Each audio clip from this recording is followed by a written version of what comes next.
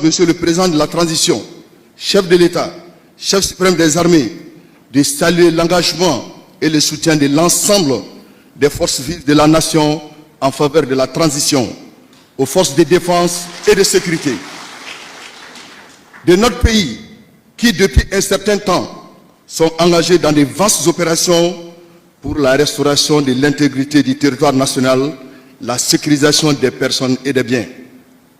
Excellence, Monsieur le Président de la Transition, chef de l'État, chef suprême des armées, cette vision patriotique, je le rappelle, bénéficie de l'adhésion massive et indéfectible du peuple souverain du Mali, traduisant ainsi la détermination de tout un peuple à écrire une nouvelle page de son histoire. Au lendemain des événements de la rectification et de la transition, notre pays s'est engagé dans un vaste processus de refondation nationale. Ce diagnostic transversal a permis de repenser de fond en comble tous les domaines intéressant la terre sahélienne du Mali. Cet élan légitime et souverainiste impulsé par les plus hautes autorités a permis de raffermir haut et fort l'indépendance de notre pays à travers le respect de la souveraineté du Mali, le respect des choix stratégiques opérés par le Mali, la défense des intérêts du peuple malien dans les prises de décision. Excellence, Monsieur le Président de la Transition, chef de l'État, chef suprême des armées, la montée en puissance de notre armée, due aux nouvelles acquisitions modernes et l'effectif des forces exige une nouvelle réorganisation de notre outil de défense et le renforcement de la chaîne de commandement. La refondation de notre appareil de défense est à l'origine du respect et la considération dont jouit notre pays dans la sous-région et dans toute l'Afrique. En réponse aux multiples facettes de l'évolution du contexte géopolitique de la sous-région, marqué par l'échec de nombreux complots de déstabilisation de nos États, la République du Mali, Burkina Faso et la République du Niger ont ensemble décidé de mutualiser leurs efforts, d'harmoniser leurs visions en vue de parvenir à une réelle prise en compte des préoccupations de leurs peuples respectifs. Acteur incontournable de la redéfinition de nos destins communs, Monsieur le Président de la Transition, chef de l'État, chef suprême des armées, le Mali, à travers votre Excellence, est au corps de cette intégration sous-régionale, constructive, respectueuse de la volonté des peuples qui ont décidé de se soustraire du paternalisme colonial, de rompre avec la chaîne de l'esclavage déguisé en démocratie. Toute démocratie repose sur une armée forte, apolitique, unie, opérationnelle, car c'est une armée forte et adaptée aux menaces qui permet au pouvoir d'exercer l'autorité de l'État sur toute l'étendue du territoire national. Armée, Modibo Kone. On le connaît peu ou pas, mais il est bel et bien présent. Et son métier fait qu'il est au courant de pas mal de choses, sur beaucoup de choses. L'efficacité dans l'ombre, on peut le définir ainsi.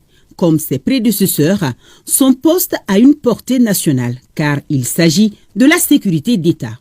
Celui qui occupe actuellement le fauteuil est discret, parle peu, mais agit beaucoup. Ce qui lui vaut d'ailleurs cette promotion faite en son endroit par le général d'armée Assimi Goïta. Il s'agit bien du général de corps d'armée Modibo Kone. Je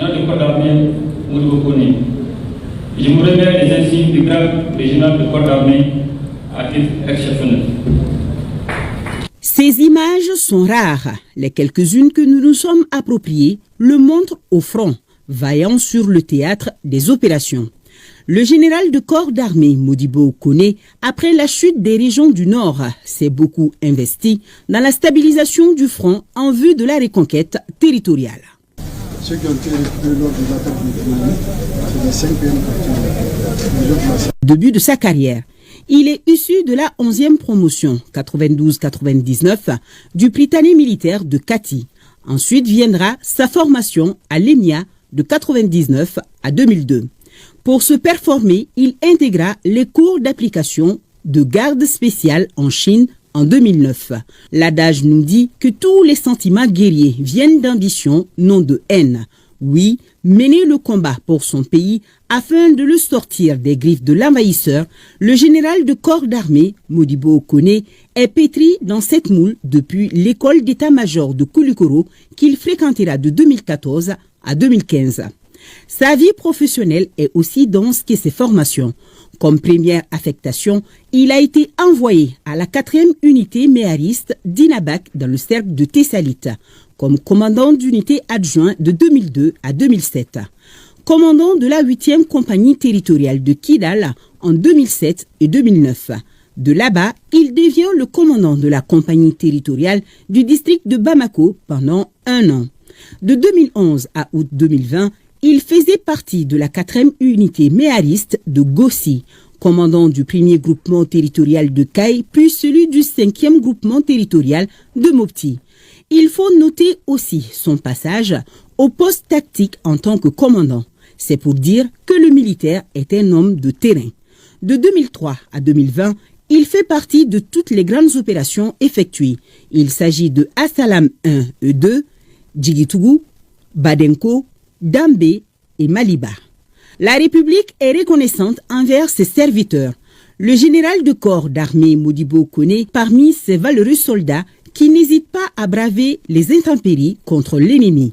Dans cette démarche, il est l'heureux détenteur de nombreuses médailles, qu'elles soient nationales, militaires, de sauvetage, ainsi que la médaille commémorative de campagne. Il détient aussi le titre de commandeur de l'Ordre national du Mali et celui du Burkina Faso. Aujourd'hui, à la tête de l'Agence nationale de la sécurité d'État, communément appelée SE, un seul mot d'ordre, le respect des autorités et des valeurs humaines, gage de tranquillité et de sérénité dans un pays en proie en de nombreux défis.